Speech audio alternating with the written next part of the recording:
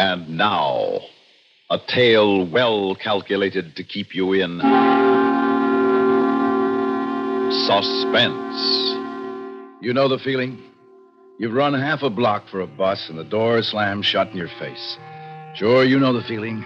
Anger, frustration, indignation. All out of proportion to the importance of what's happened. So you're a couple of minutes late for dinner or a business appointment. Nothing irreparable. Now try this one. You're chasing something 2,000 miles away. You're not sure where it started or when it stops. And if the door slams in your face, somebody's going to die. Somebody you love very much. I don't want you to know that feeling. I don't ever want to know it again.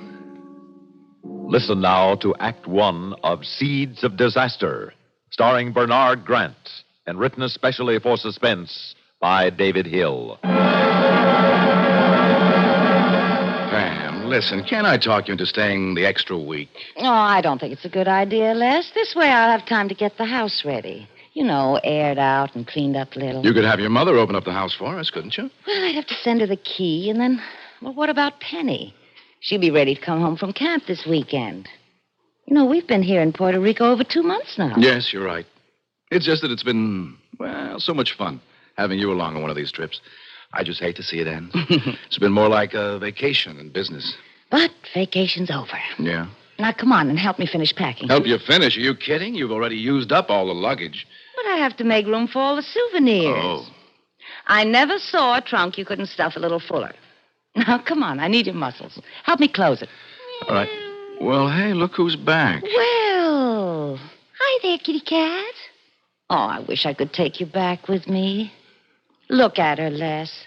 Almost think she knows I'm leaving. I guess she senses she's losing her number one meal ticket. I've got a suspicion you leave the door ajar just to let her into the room. Well, you'd better promise me to see that she gets her milk while you're still here anyway. Oh. Darn, I did it. I told you this trunk was too full. I've spilled that whole box full of junk. Hey, come back here with that, you. Oh, Les, catch her. Oh, She me? put a bracelet in her mouth. All right. Come here. She's Come here, eating you. it. Give me that. Come on. Will you try? Hey. Look, that might look like lunch, but my wife claims it's jewelry. Don't let her out the door. Don't let her. She's younger than I am. Hey. Oh, never mind.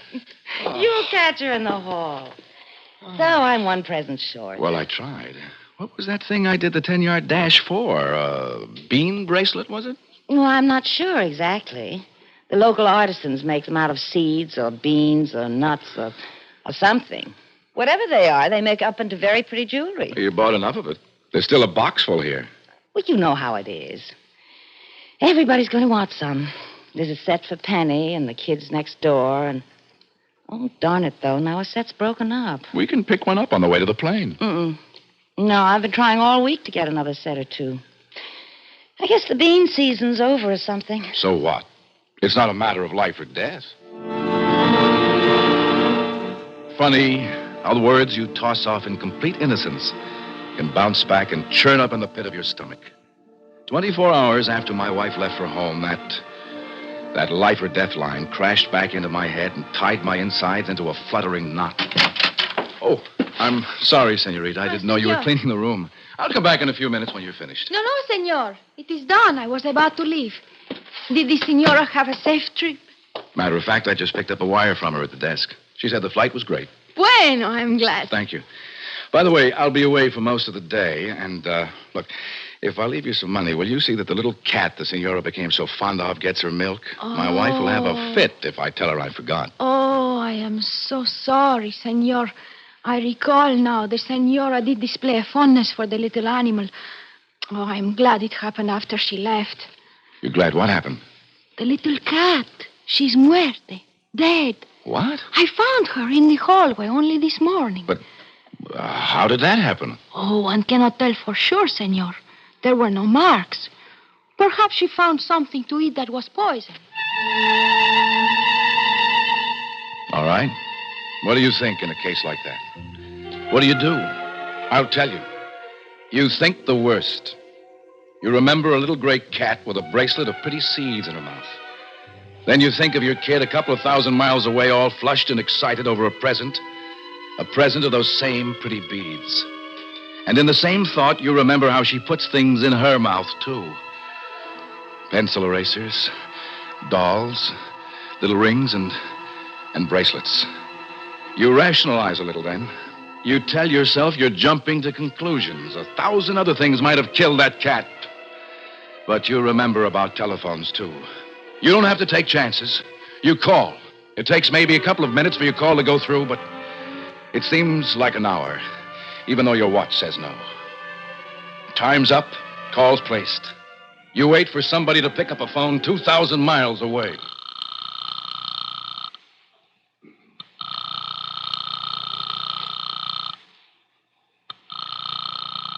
I am sorry, senor, but your party does not answer. Would you wish me to try again later? No. Keep it ringing. If you wish, senor. I sat there for a full 5 minutes listening to the ring of a phone I knew wasn't going to be picked up. But you die hard in a case like that. You keep hoping against hope that you're going to hear one of those rings cut off by the click and hello that will take the bulldozer weight off your chest. But 5 minutes are enough. The ringing starts to wear on your nerves like the ancient Chinese water torture. Pam wasn't home. Chances were she'd already left to bring our daughter Penny home from camp. And chances were, too, she'd taken the native jewelry with her. I knew Penny and I knew my wife Pam. If it was new and you could wear it, you didn't waste any time before trying it on. Maybe those seeds had killed a cat, maybe they hadn't. But you don't take chances like that. I tried a few more calls. No good. I had to reach Pam before she reached Penny. I figured the local police might have better ways of doing it than I. So, Senor Mills, let us be certain there is cause for alarm. And these seeds, you would know them again? Yes, I'm sure I would. And here. They resemble those, perhaps. Yes, exactly like those. Then, Senor, you are correct. We must take every means to ensure they do not reach the hands of children. Lopez! Si, Lieutenant Garcia. Un momento. Now, quickly, Senor Mills, you will please give Sergeant Lopez such information as will be needed by your state police. No, I can't. You can't. You understand what we are attempting to do, Senor? Yes, of course I do. You want to alert the police of my state and have them stop my wife's car. See, surely you can provide us with a license number, description, probable route. Lieutenant Garcia, my wife doesn't drive. Then how would she reach this camp for children? By bus, I guess. That's how my daughter got there. Bueno. It's more simple. The bus is easily sighted by highway police. What bus would she have taken? Don't you understand? I don't know. I don't have any idea what time she left. I don't even know the name of the camp. Don't you think I would have called the camp if I knew? Senor Mills, how can we help you if you give us nothing to work with? I don't know. How do you find thieves and killers? Do they leave descriptions of their cars and where they're going? The Senor Mills, he makes a good point, Lieutenant Garcia. Perhaps, but it is also a fact that it often requires more time to catch a desperado than is now allowed us, Lopez. Please, Senor Mills, we understand you are upset, but try to think clearly. We ask only for a clue. See, were you not in contact with a child for the 2 months you have been here? Yes, of course. Pam's, my wife's mother, visited Penny every other weekend, and she wrote us regularly. Did she ever mention the name of the camp? She might have. I don't remember. My wife made all the arrangements for the camp, then she joined me here. The mother-in-law, did you call her? Yes, right after I tried to get my wife. There wasn't any answer there either. She probably rode up with my wife. Neighbors, would they know? I tried them. All they know is that Penny's been away at camp. They couldn't even tell me the name. Had the Senora Mills given any of this native jewelry to them as yet? That's one of the reasons I called everybody. She hadn't. Why do you people allow poison to be sold on your streets Senor anyway? Mills, be reasonable. We did not know. The seeds come from a variety of native plants, and as soon as we learned of the danger, all such articles were confiscated. Senor, once more I ask you, is there nothing you can tell us, however remote, that may help to locate your wife and child quickly? Nothing. Tell me. Tell me the truth now. Can those seeds kill a child? Answer me. Can they kill a child? Yes, senor. They can.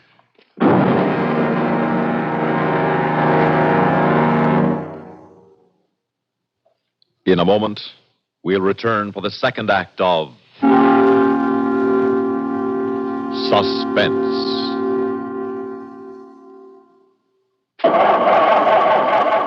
For cars left out at night or in unheated garages, Don't ask for trouble. Ask for DuPont Xerox Antifreeze. Wintertime is trouble time for many of us who leave our cars out at night or in unheated garages. So don't ask for trouble.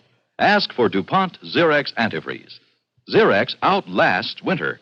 It protects your car against sudden drops in temperature all winter long. It won't boil away, even during a warm spell. And Xerox has an exclusive rust inhibitor, MR8, that protects all engine metals, including aluminum, against rust and corrosion. So, for safe, dependable protection, do as millions of motorists have done for over 20 years. Ask for Xerox Antifreeze. It's made by DuPont. Remember, For cars left out at night or in unheated garages. Don't ask for trouble. Ask for DuPont Xerox Antifreeze.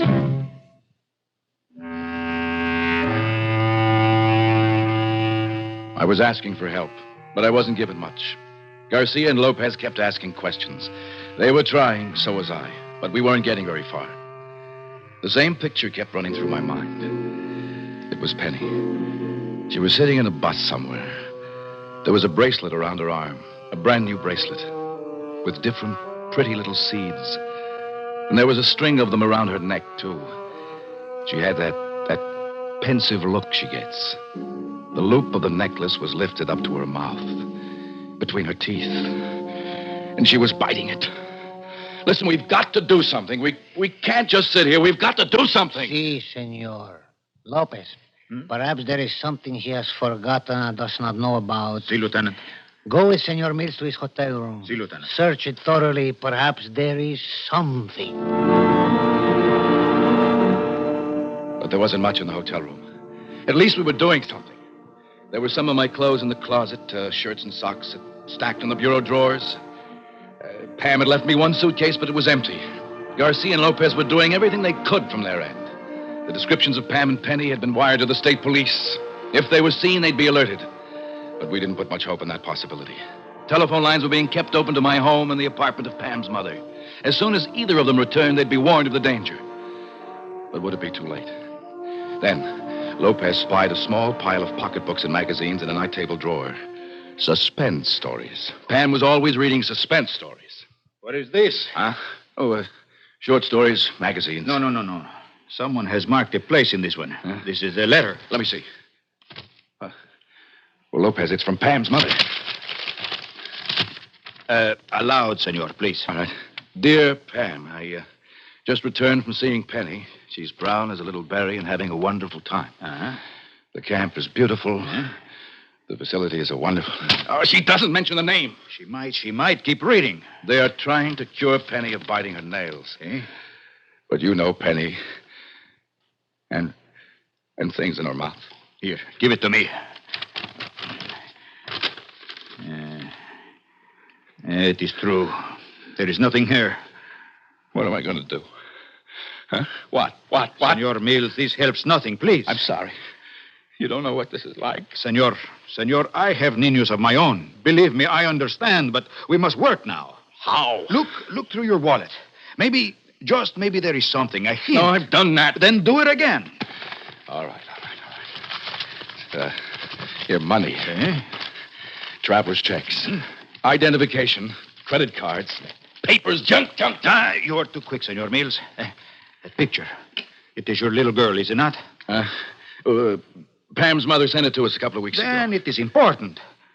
Can't you see? There is some kind of sign in the background with writing. Huh? Dear Lord, you're right. But it's too hazy and too small to make out anything. Nevertheless, we will have it enlarged. Quickly, we take it to a photographer. It had been only an hour since the realization of danger had stabbed into my mind. We had been racing against an incalculable margin of safety. For all I knew, my wife had only now reached the bus that would take her to Penny's camp. Then again, she might be well on her way, even there, possibly on her way back. Yet I was certain there couldn't be too much time left. I thanked heavens for Lopez. He was coming up with angles I'd never thought of. The photographer looked at the snapshot, and he shook his head. I will try, but I do not know. Why? 12 times you have done such things for us. See, but always with a negative or much better print. First, I must make a copy of this already poor picture, then enlarge it big. I do not know. It's got to work. We've got to be able to see what that sign says. I will try, senor. I cannot put in what is not there. The photographer worked fast. He made a copy negative, developed it, and printed it still wet.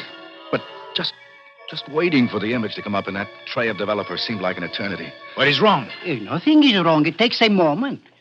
There. The picture begins to appear. We fix the image quickly now. Well, give us some decent light. Please, a second.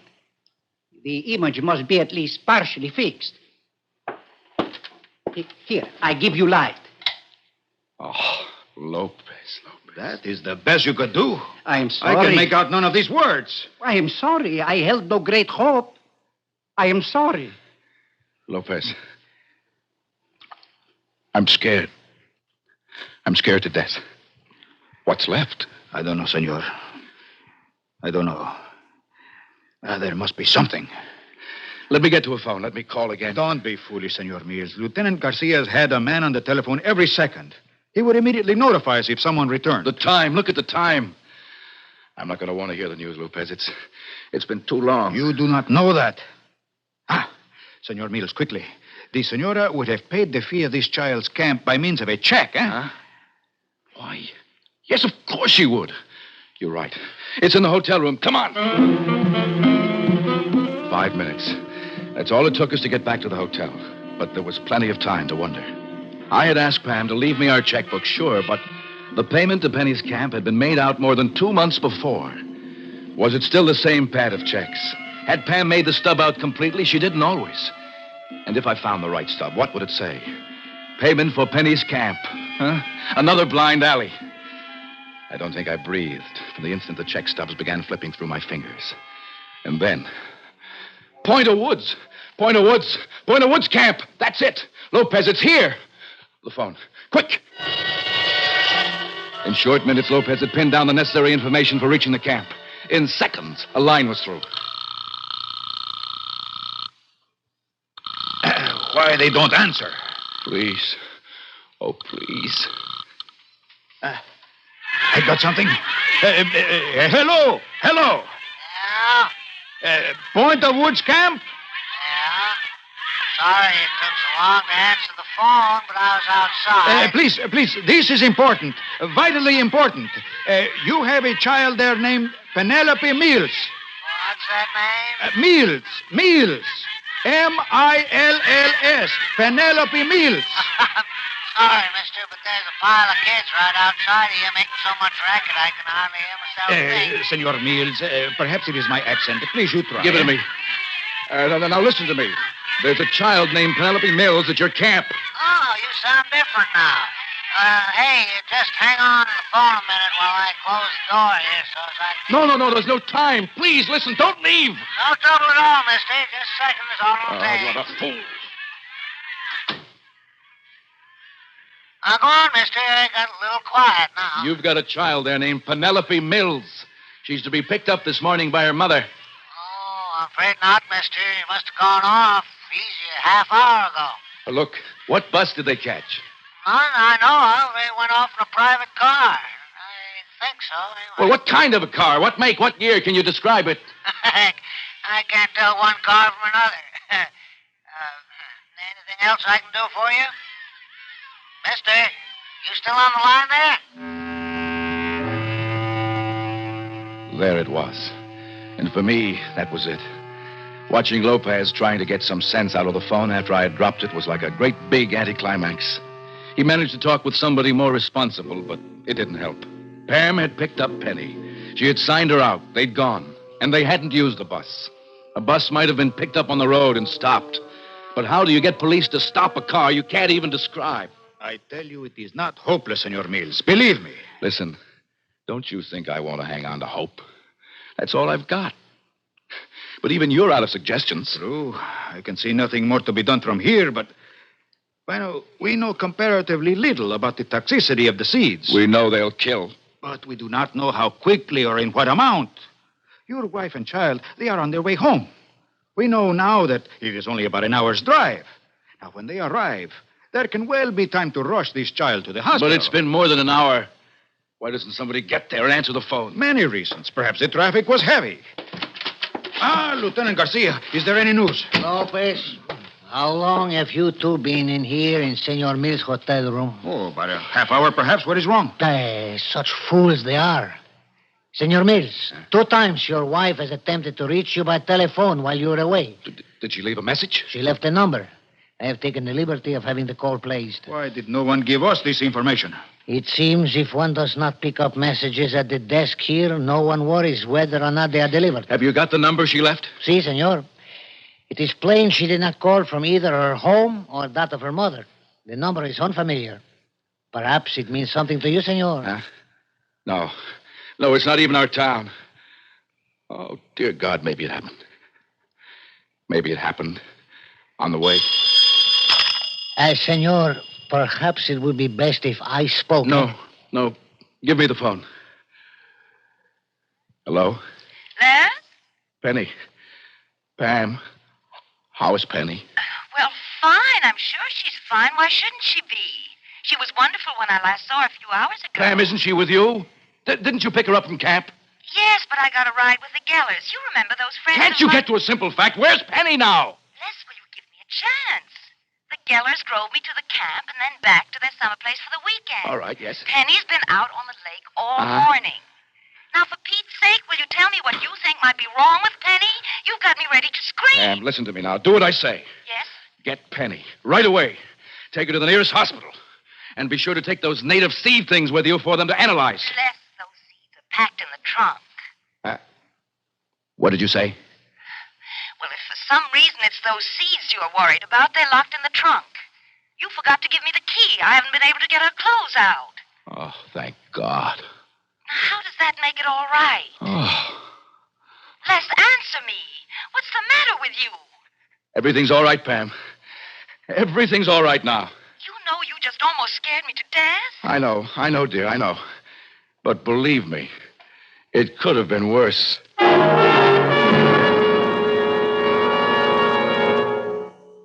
Suspense. You've been listening to Seeds of Disaster, starring Bernard Grant, and written especially for Suspense by David Hill. In a moment, a word about next week's story of Suspense.